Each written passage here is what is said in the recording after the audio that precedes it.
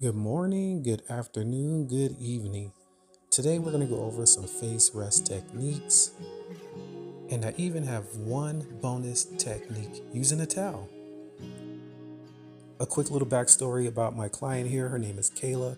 She is kind of new to massage, so you may see her giggle a little bit, and you may also see her laugh out loud a little bit. Our first technique today is the lateral open and stretch. In just a moment or two, I will get into the main reason why I developed this technique. Now, let's get into technique number 2, which is rotation.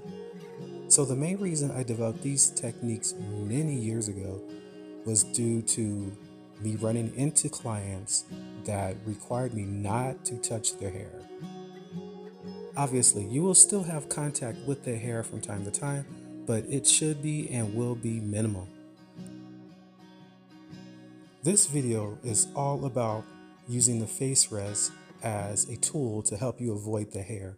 So I won't be talking so much about the actual massage techniques I'm using.